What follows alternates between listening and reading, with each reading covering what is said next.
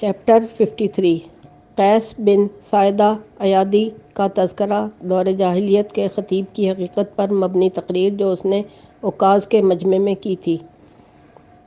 یہ قیس بن ساعدہ بن عمرو بن عدی بن مالک بنو ایاد سے تھے، حکماء عرب میں سے ایک تھے اور دور جاہلیت کے عظیم خطیب تھے۔ کہتے ہیں کہ وہ پہلے عرب خطیب تھے جنہوں نے تلوار پر سہارا لے کر خطاب کرنا شروع کیا تھا اور پہلا شخص تھا جس نے لفظ اما بعد کا استعمال شروع کیا تھا۔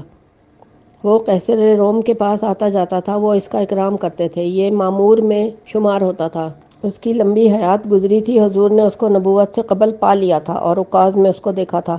نبوت کے بعد حضور سے اس کے بارے میں پوچھا گیا تو آپ نے فرمایا وہ اکیلا ایک امت کے طور پر اٹھایا جائے گا۔ اس نے عکاظ میں لوگوں کو خطاب کرتے ہوئے نبی کریم کی بعثت کی بشارت دی تھی اور لوگوں کو ان کی اتباع کرنے پر ابھارا تھا۔ یہ بعثت رسول سے پہلے کی بات ہے۔ نمبر 1 ہمیں خبر دی ابو سعد سعید بن محمد بن احمد شیسی نے، ان کو انس بن مالک سے، وہ کہتے ہیں کہ قبیلہ ایاد کا وفد آیا رسول اللہ کے پاس۔ نبی کریم نے فرمایا قیس بن ساعدہ ایادی کا کیا حال ہے؟ انہوں نے بتایا کہ ہلاکا، وہ مر گیا ہے۔ حضور نے فرمایا آگاہ ہو جاؤ کہ میں نے اس کا کلام سنا تھا، میں نہیں خیال کرتا کہ میں نے اس کو یاد بھی رکھا ہو۔ چنانچہ لوگوں میں سے بعض نے کہا کہ یا رسول اللہ اس کو محفوظ کیا تھا۔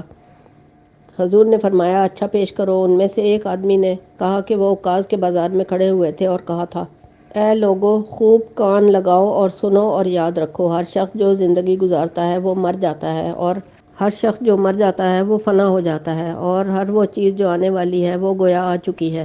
رات اندھیرا کرنے والی ہوتی ہے اور آسمان بروج والا ہے، ستارے روشنی والے ہیں، سمندر جوش مار رہے ہیں اور پہاڑ بلند ہیں اور دریا رواں دواں ہیں۔ بے شک آسمان میں البتہ ایک جنت ہے اور زمین میں عبرتیں ہیں۔ میں لوگوں کو دیکھتا ہوں کہ وہ گزر تو جاتے ہیں مگر لوٹ کر واپس نہیں آتے، کیا بھلا وہ وہاں اقامت کرنے پر خوش ہو کر وہیں اقامت پذیر ہو گئے ہیں، یا وہ دنیا چھوڑ کر گئے ہیں تو وہاں سو گئے ہیں؟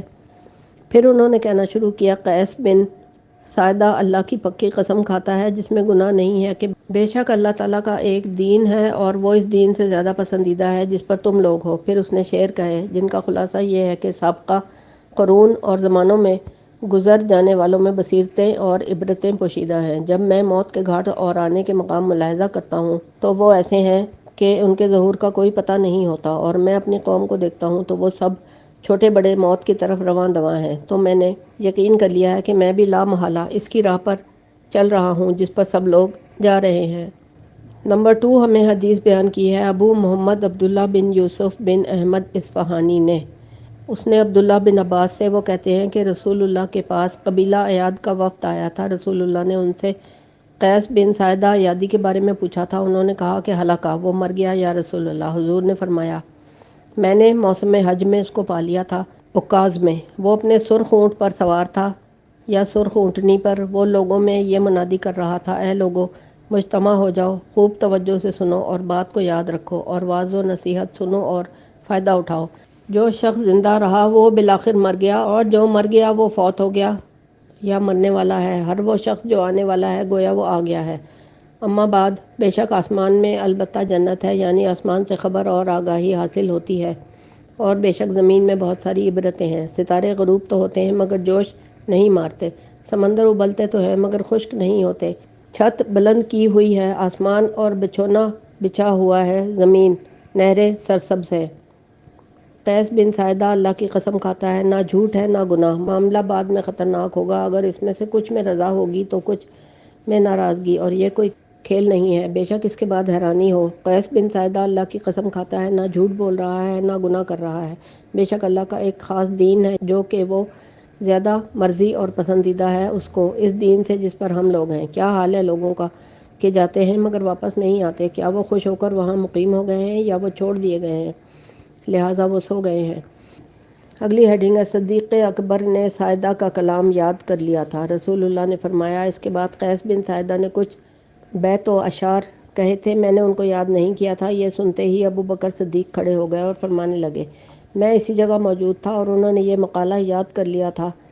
حضور نے پوچھا کہ وہ کیا تھا؟ ابو بکر صدیق نے فرمایا قیس بن ساعدہ نے اپنے کلام کے آخر میں کہا تھا، آگے عربی کے اشعار ہیں۔ اس کے بعد رسول اللہ قبیلہ ایاد کے وفد کی طرف متوجہ ہوئے اور پوچھا کہ کیا قیس بن ساعدہ کی کوئی وصیت بھی موجود ہے؟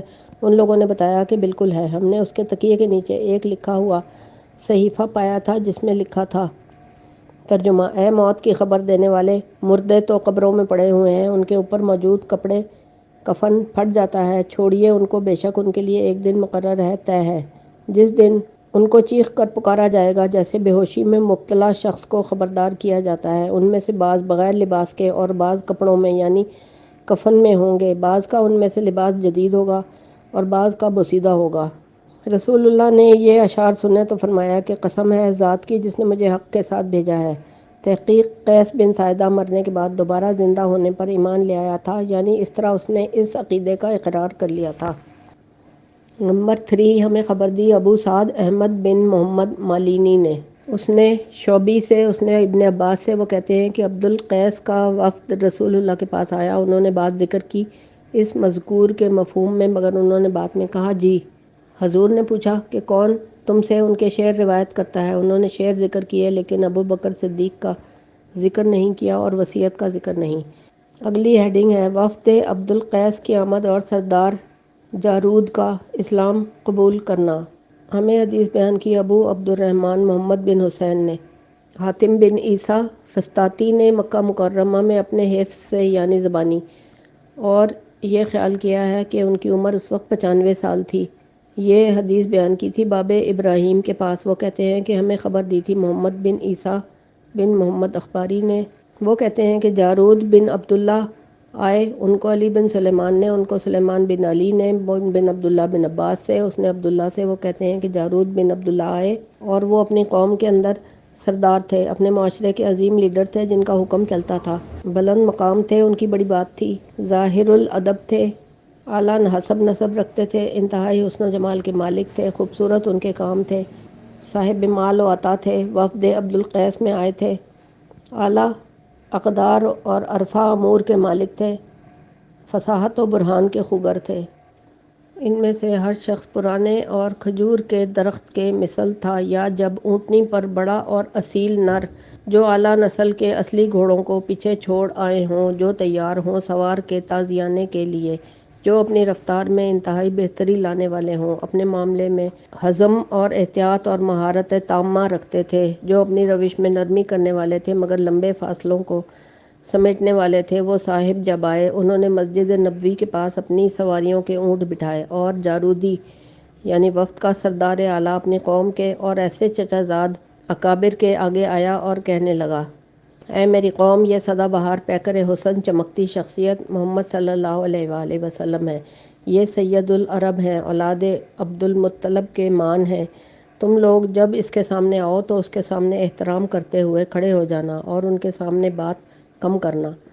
چنانچہ ان سب نے متفقہ طور پر یہ کہا، اے سخاوت کے بادشاہ، اے شیر بہادر، ہم ہرگز بات نہیں کریں گے آپ کے سامنے ہوتے ہوئے اور آپ کے حکم سے تجاوز نہیں کریں گے، آپ دل کھول کر ہمیں کہیے، جو آپ کہنا چاہتے ہیں ہم سن رہے ہیں، آپ کر گزریے جب چاہیں، ہم آپ کے تابعدار ہیں۔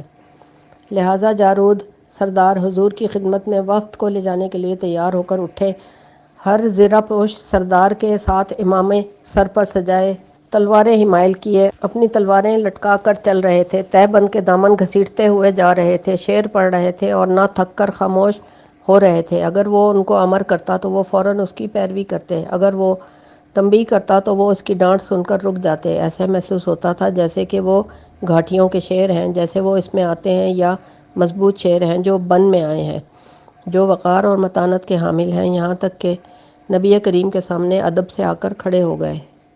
اگلی ہیڈنگ ہے وفد عبد القیس کے سردار کی مسجد نبوی میں دیگر سرداروں سمیت رسول اللہ سے ملاقات، اور جارود سردار کے اشعار جن کو سن کر رسول اللہ کی خوشی کی انتہا نہ رہی۔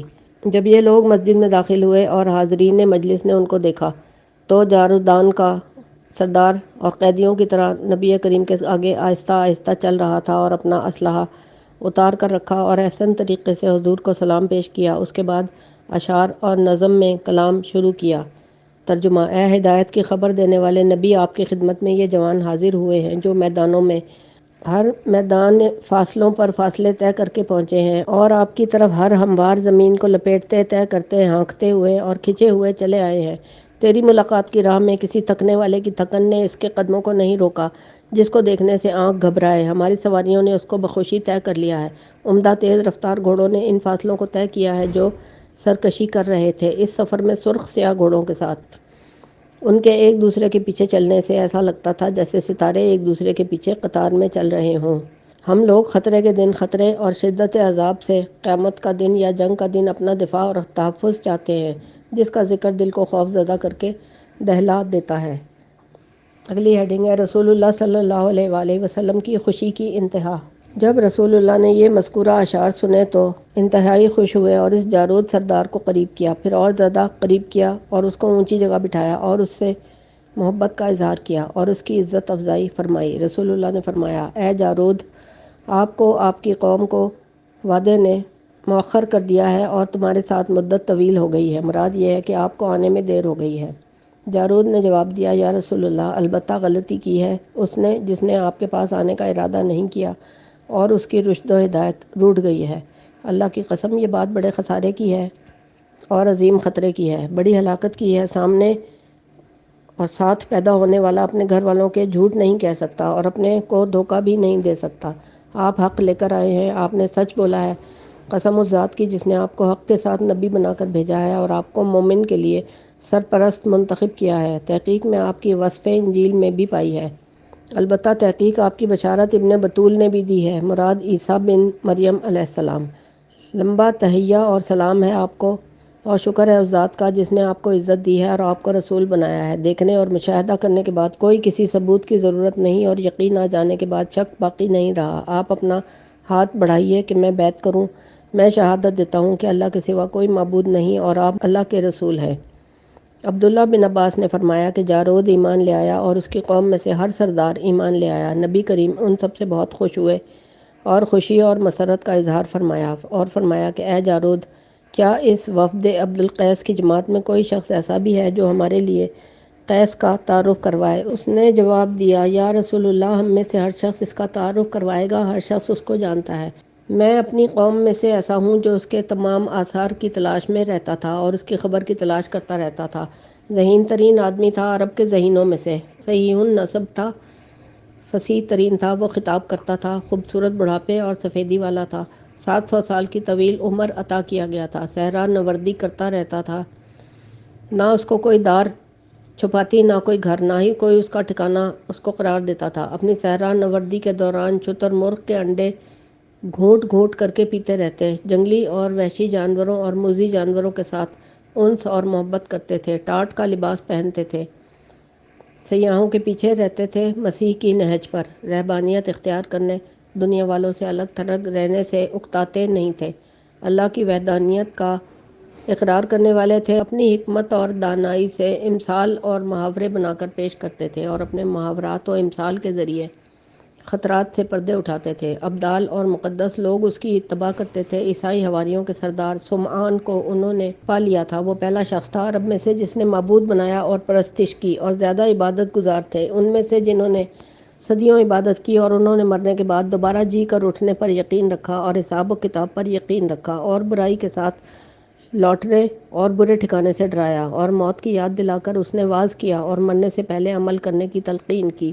خوبصورت الفاظ بولنے والے، بازار عکاظ میں خطاب کرنے والے، مشرق و مغرب کے عالم، خشک و تر کے عالم یعنی جنگلوں اور دریاؤں کے، بحر و بر کے عالم، میٹھے اور کڑوے پانی کے عالم یعنی دریاؤں اور سمندروں کے عالم، ایسے لگتا ہے جیسے میں ان کو آج بھی دیکھ رہا ہوں اور سارے عرب ان کے سامنے ہیں۔ وہ رب کی قسم کھا کر کہتے تھے کہ جو اس کا رب تھا کہ ضرور لکھی تقدیر کا اپنے وقت کو پہنچے گا اور ہر عمل کرنے والوں کو اس کے عمل کا اجر ضرور ملے گا۔ اس کے بعد وہ یہ شعر کہتے تھے، ترجمہ: اس کی روشنی تو آنکھوں کو خوش کرتی ہے اور شدید ڈراور ہے، وہ مشرق و مغرب کے مابین تیز رفتاری سے دوڑتا ہے، اجرام فلکی ہوں یا انسانی، لڑکے ہوں یا ادھیڑ عمر یا جوان یا دودھ پیتے، سب کے سب مٹی میں ہوں گے اس دن جو آئے گا، اور مضبوط بنائے ہوئے محلات جو چیز کو جمع کیے ہوئے ہیں اور دوسرے جو خالی ہیں وہ سب چٹیل میدان ہوں گے، اور بہت ساری دیگر چیزیں جن سے ناظر کی نگاہیں چکا چوندھ ہوتی ہیں، جو کمی کا شکار نہیں ہوتی۔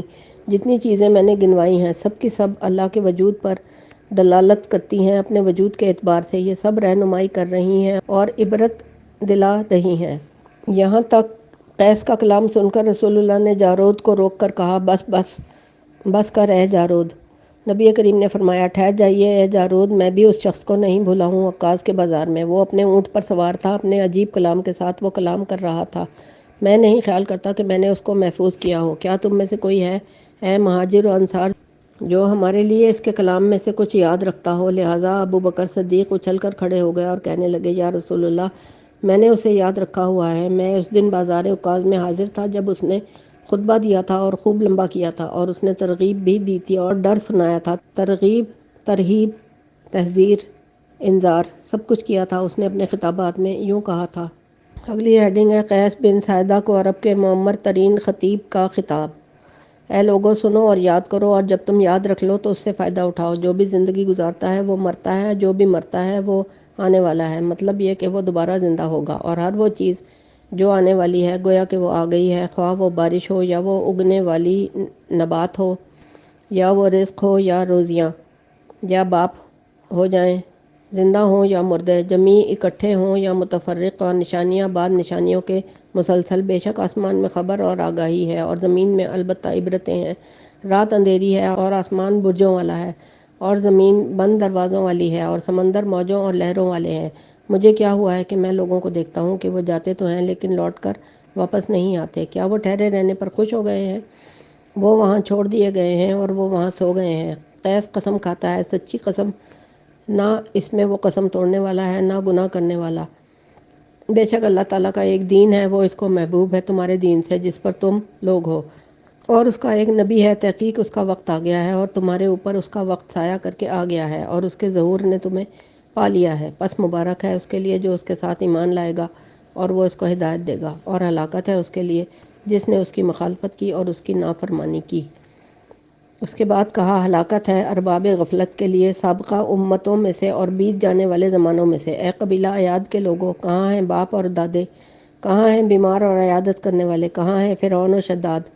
کہاں ہیں جنہوں نے عمارتیں بنائیں اور انہیں مضبوط کیا اور ان کو آراستہ کیا اور خوبصورت فرش بنایا اور اس کو مال اور اولاد نے دھوکے میں ڈالا؟ کہاں ہیں وہ جنہوں نے زیادتی کی اور سرکشی کی تھی، مال جمع کیا اور محفوظ کر کے رکھا، اور کہا کہ میں تمہارا رب اعلیٰ ہوں؟ کیا وہ تم سے زیادہ مالدار نہیں تھے اور تم سے زیادہ آرزوئیں کرنے والے نہ تھے اور تم سے لمبی عمروں والے نہیں تھے کہ غمناک مٹی نے ان کو پیس دیا اور ان کو اپنی طوالت زمانی کے ساتھ ریزہ ریزہ کر دیا؟ وہ رہیں ان کی ہڈیاں بوسیدہ، اور وہ رہے ان کے ویران گھر جن کو بھر رکھا ہے بھونکنے والے نے یا پھاڑنے والے بھیڑیوں نے اپنا ٹھکانہ بنا لیا ہے۔ ہرگز نہیں ایسی بات، بلکہ وہی اللہ ایک ہے، وہی معبود ہے، وہ نہ باپ ہے نہ بیٹا ہے۔ اس کے بعد اس نے شعر پڑھے۔ ترجمہ: پہلے زمانوں میں چلے جانے والے لوگوں میں ہمارے لیے عبرتیں ہیں۔ میں نے موت کے گھاٹ ملاحظہ کیے ہیں تو معلوم ہوا ہے کہ ان سے بچنے کا کوئی راستہ نہیں ہے، اور میں نے اپنی قوم کو دیکھا ہے کہ چھوٹے اور بڑے سب اسی موت کی طرف رواں دواں ہیں۔ نہ پہلے چلے جانے والوں میں سے کوئی میری طرف واپس لوٹتا ہے اور نہ باقی رہ جانے والوں میں سے کوئی جانے سے رکتا ہے۔ لہٰذا میں نے بھی یقین کر لیا ہے کہ لا محالہ مجھے بھی اسی طرف جانا ہے جدھر سارے لوگ جا رہے ہیں۔ کہتے ہیں کہ یہ بیان قیس کی طرف سے نقل کرنے کے بعد ابو بکر صدیق بیٹھ گئے۔ اس کے بعد انصار میں سے ایک آدمی کھڑے ہو گئے، ایسے لگ رہے تھے جیسے کوئی پہاڑ کا ٹکڑا ہے، بڑے عظیم سر والے، بڑی جسیم قامت والے۔ انہوں نے اپنا امامہ درست کیا، اپنی زلفوں کو ڈھیلا کیا، محترم تھا، غالب جوان تھا، بڑی باچھوں والا، بلند آواز والا۔ اس نے کہا، اے تمام رسولوں کے سردار، اے رب العالمین کے چنیدہ، میں خطیب مذکورہ جس کی ایک عجیب بات دیکھی اور میں اس کے پسند کی جگہ اس کے ہاں حاضر ہوا تھا۔ حضور نے پوچھا کہ آپ نے جو کچھ اس سے دیکھا اس کو آپ نے محفوظ کیا تھا؟ اس نے بتایا کہ اسلام سے پہلے دور میں اپنے اونٹ کی تلاش میں نکلا تھا جو مجھ سے بھاگ گیا تھا۔ میں اس کے قدموں کے نشانات کے پیچھے پیچھے گیا، میں نے گھاس کی چراگاہوں میں اس کی تلاش کی، ریت کے ٹیلوں میں اسے ڈھونڈا، خواہ وہ آہستہ رفتار والے ہوں بڑے بڑے ہونے کی وجہ سے یا تیز رفتار والے چھوٹے ہونے کی وجہ سے۔ ایسی جگہ ڈھونڈا جہاں کسی سوار یا قافلے کے چھپ کر آرام کرنے کی کوئی جگہ نہ تھی، جہاں غیر جنس کے لیے کوئی راہ نہ تھی۔ اچانک میں ایک بہت بڑے پہاڑ میں ایک ڈراؤنی غار یا تنگ جھروکے میں پہنچا جہاں ویرانے کی وجہ سے الو کے سوا کوئی نہیں رہ سکتا تھا۔ مجھے رات ہو گئی، لہٰذا میں ڈرتے ڈرتے اس کے اندر گھس گیا کیونکہ مجھے اس میں اپنی موت کا خطرہ تھا۔ میں وہاں پر اپنی تلوار کے سوا کسی شے کی طرف مائل بھی نہیں ہو سکتا تھا، یعنی کسی چیز کا سہارا نہیں تھا، اور میں نے وہاں لمبی رات گزاری جیسے وہ باہم ملی ہوئی رات ہے کئی راتوں سے۔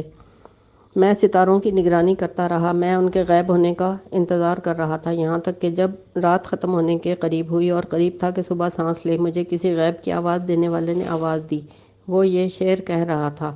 ترجمہ: اے تاریک رات کے اندر سونے والے، تحقیق اللہ نے حرم کے اندر ایک نبی کو مبعوث کر دیا ہے۔ وہ بنو ہاشم میں سے ہے جو اہل وفا اور اہل عزت و شرف ہیں۔ وہ کفر و شرک کے اندھیروں سے اور تاریک راتوں کو روشنی سے بدل دیتا ہے۔ وہ کہتے ہیں کہ میں نے پہلو بدل کر دیکھا تو مجھے کوئی شخص نظر نہ آیا، نہ میں نے اس کے قدموں کی کوئی آہٹ سنی۔ میں نے بھی پلٹ کر شعر کہتے ہوئے سوال کر دیا۔ ترجمہ: اے اندھیری رات میں غیب سے آواز دینے والے، تجھے خوش آمدید ہو۔ تم اندھیری رات میں آئے ہو یا خواب میں آئے ہو، اللہ تجھے ہدایت دے۔ واضح کلام میں بیان کردہ کیا چیز ہے جس کی طرف آپ بلا رہے ہیں؟ بہت ہی اچھا ہوگا اور غنیمت سمجھا جائے گا۔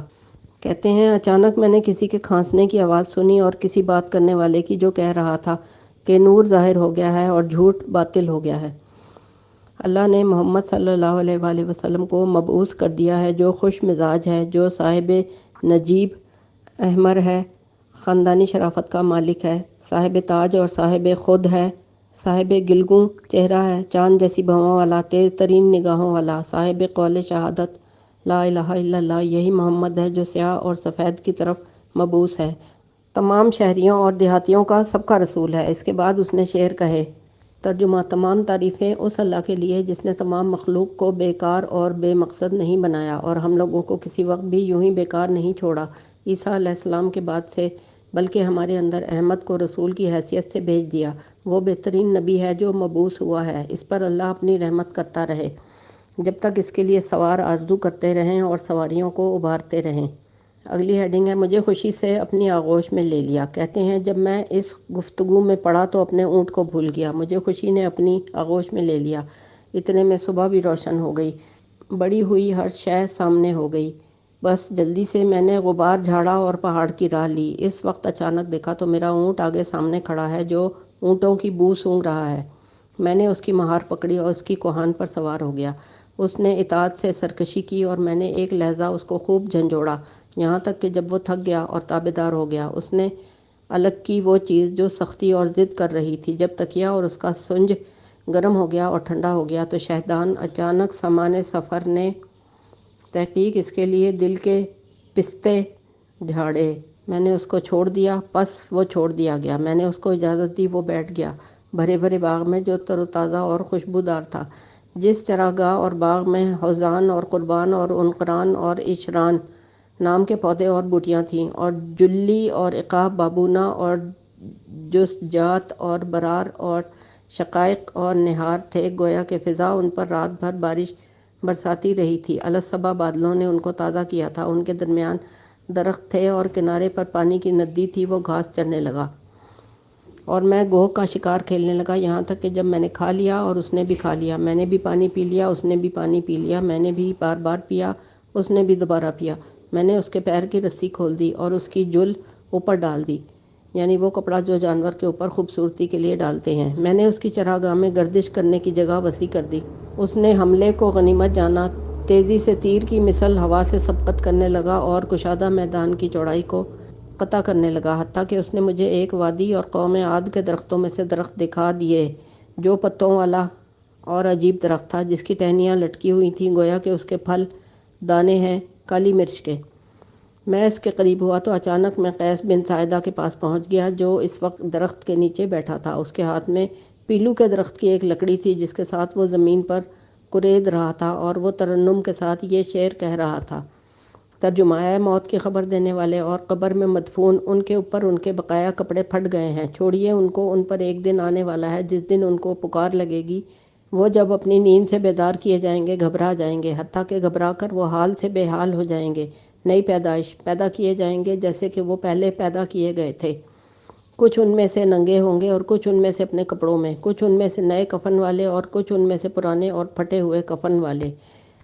وہ انصاری جوان کہنے لگے کہ میں اس کے قریب ہو گیا، میں نے اس پر سلام کیا، اس نے جواب دیا۔ یکایک دیکھا کہ ایک چشمہ ابل رہا ہے نرم زمین سے، اور 2 قبریں ہیں، ان کے درمیان ایک مسجد بنی ہوئی ہے، اور 2 شیر ہیں جو قیس بن ساعدہ کے ساتھ چاپلوسی کر رہے ہیں اور اس کے کپڑوں کے ساتھ باریک لگ رہے ہیں۔ یکایک دونوں میں سے ایک اپنے ساتھی سے پانی کی طرف آگے بڑھنے اور سبقت کرنے لگا، اور دوسرا بھی اس کے پیچھے جانے لگا اور پانی طلب کرنے لگا۔ قیس نے ڈنڈی کے ساتھ اس کو مارا جو اس کے ہاتھ میں تھی، اور اس سے کہا کہ پیچھے ہٹ، تیری ماں تجھے گم پائے، یہاں تک کہ وہ پی لے جو تم سے پہلے آیا تھا۔ چنانچہ وہ واپس ہٹ گیا اور پھر اس کے بعد آیا۔ میں نے قیس سے پوچھا کہ یہ دونوں کس کی قبریں ہیں؟ اس نے بتایا کہ میرے 2 بھائیوں کی قبریں ہیں، یہ دونوں اسی مقام پر میرے ساتھ اللہ کی عبادت کرتے تھے، وہ دونوں اللہ کے ساتھ کسی شے کو شریک نہیں ٹھہراتے تھے۔ ان دونوں کو موت آ گئی تھی تو میں نے دونوں کی یہاں پر قبر بنا دی تھی، اور دونوں قبروں کے درمیان یہ جگہ میرے لیے ہے، حتیٰ کہ میں بھی ان کے ساتھ لاحق ہو جاؤں گا۔ اس کے بعد انہوں نے ان قبروں کی طرف دیکھا تو اس کی آنکھیں آنسوؤں سے ڈبڈبا گئیں، وہ اندھا ہو کر ان کے ساتھ لپٹ گیا اور یہ اشعار شروع کر دیے۔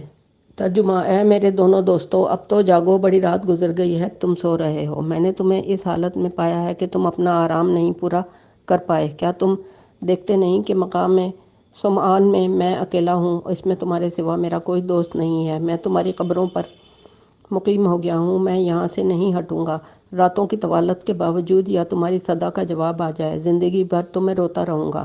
اور کون ہے جو تمہیں زور زور سے رونے والے کو جواب دے اگر وہ تمہیں روئے؟ کیا تم لمبی نیند کی وجہ سے جواب نہیں دے رہے اپنے پکارنے والے کا، یا مثل اس شخص کے ہو جس کو شراب پلا دی جاتی ہے، اس پلانے والے نے تمہیں شراب پلا دی ہے؟ گویا کہ تم دونوں اور موت قریب ترین انتہا میں میری روح کے ساتھ اپنی قبروں میں جو تمہیں آ چکی ہے۔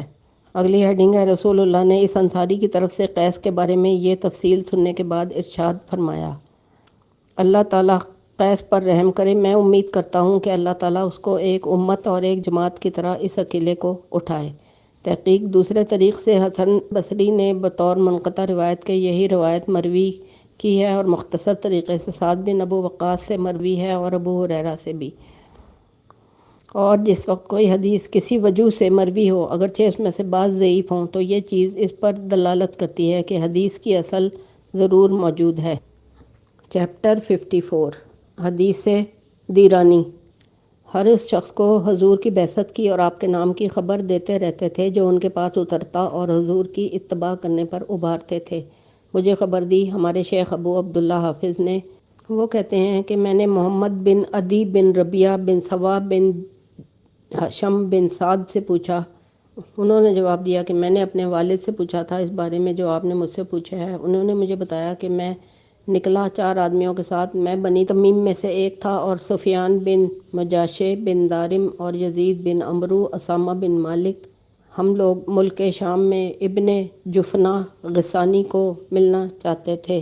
جب ہم شام میں پہنچے تو ہم پانی کے ایک تالاب پر اترے جس پر درخت تھے اور اس کے قریب ہی ویرانی کا ٹھکانہ تھا۔ ہم نے آپس میں کہا اگر ہم لوگ اس پانی سے غسل کر لیں اور تیل لگا لیں اور کپڑے بدلیں اور اس کے بعد ہم ان سے ملیں تو زیادہ بہتر ہوگا۔ چنانچہ دیرانی نے ہمیں اوپر سے دیکھ لیا، اس نے کہا کہ یہ تو کسی دوسری قوم کی زبان ہے، یہ اس شہر کے لوگوں کی بولی نہیں ہے۔ ہم نے بتایا کہ جی ہاں، ہم لوگ مضر کی قوم ہیں۔ اس نے پوچھا کہ کون سے مضروں سے ہو؟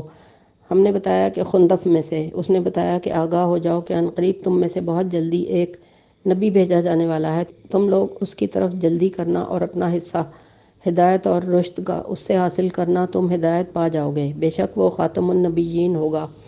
ہم نے پوچھا اس کا کیا نام ہوگا؟ اس نے بتایا کہ اس کا نام محمد ہوگا۔ جب ہم لوگ ابن جفنہ سے واپس لوٹے اور اپنے گھر میں آئے تو ہم میں ہر ایک کے گھر میں بیٹا پیدا ہوا، ہر ایک نے ہم میں سے اپنے بیٹے کا نام محمد رکھا۔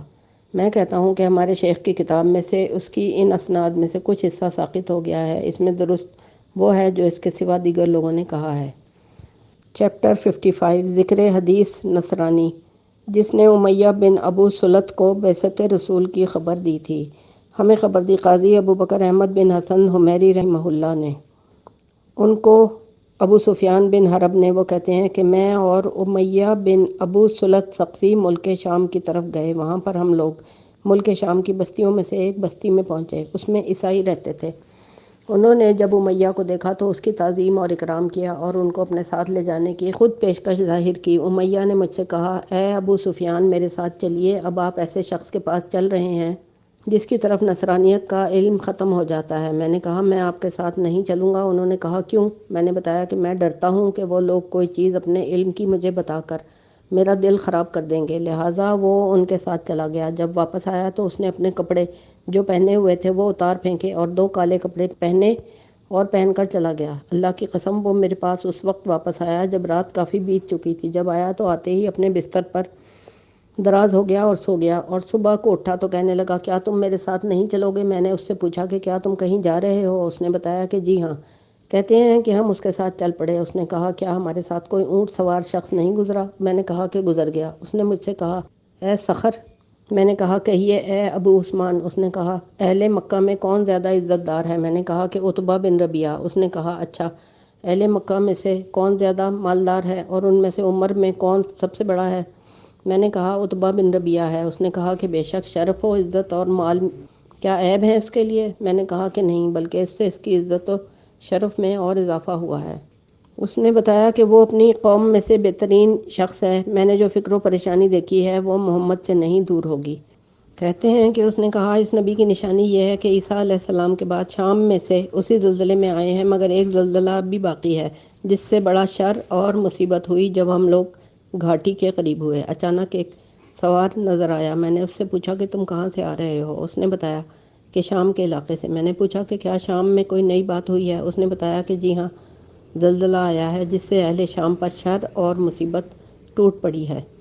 چیپٹر 56، ذکر حدیث جہنی۔ جس کے پاس اس کی بے ہوشی میں کوئی آنے والا آیا اور وہ چھٹکارے کی خبر دے گیا، اگر وہ اپنے رب کا شکر ادا کرے اور نبی مرسل پر ایمان لائے اور شرک اور گمراہی کی راہ ترک کر دے۔ نمبر 1، ہمیں خبر دی ابو الحسین بن بشران نے بغداد میں۔ ان کو خبر دی یحییٰ بن زکریا بن ابو زائدہ نے۔ وہ کہتے ہیں کہ ہمیں حدیث بیان کی مجالد نے عامر سے۔ وہ کہتے ہیں کہ ہم قبیلہ جہینہ میں ایک شخص کے پاس پہنچے۔ وہ گھر کے صحن میں بیٹھا ہوا تھا، میں بھی اس کے پاس جا کر بیٹھ گیا۔ اس نے مجھے ایک بات بتائی کہ دور جاہلیت میں ایک آدمی بیمار ہو گیا تھا، اس پر بے ہوشی طاری ہو گئی۔ ہم لوگوں نے اس پر چادر تان دی یہ سمجھ کر کہ یہ مر گیا ہے۔ پھر ہم لوگوں نے اس کی قبر کھودی، قبر تیار ہو گئی۔ ہم لوگ بیٹھے تھے کہ اچانک وہ بندہ اٹھ کر بیٹھ گیا اور کہنے لگا کہ جب تم لوگ دیکھ رہے تھے کہ میں بے ہوش ہو گیا تھا، مجھے کہا گیا کہ تیری ماں حبل ہے، تو دیکھتا نہیں، تیری قبر تیار ہو گئی ہے اور قریب ہے کہ تیری ماں تجھے گم پائے گی۔ تیرا کیا خیال ہے کہ ہم تجھے اس جبر سے ہٹا لیں اور اس میں قسل نامی شخص کو ڈال دیں جو چل پھر رہا ہے اور کما رہا ہے، خرچ کر رہا ہے؟ کیا تو اپنے رب کا شکر کرے گا اور نماز پڑھے گا اور مشرک کی راہ ترک کر دے گا جو گمراہ ہو گیا ہو؟ میں نے کہا کہ جی ہاں، میں ایسا ہی کروں گا، لہٰذا مجھے چھوڑ دیا گیا ہے۔ اب تم لوگ دیکھو کہ قسل کا کیا حال ہے جو ابھی یہاں سے گزرا ہے۔ لوگ گئے، جا کر دیکھا تو مر چکا تھا، چنانچہ وہ اسی قبر میں دفن کر دیا گیا اور یہ آدمی دیر تک زندہ رہا حتیٰ کہ اس نے اسلام کو پا لیا۔ نمبر 2، ہمیں خبر دی ابو الحسین نے۔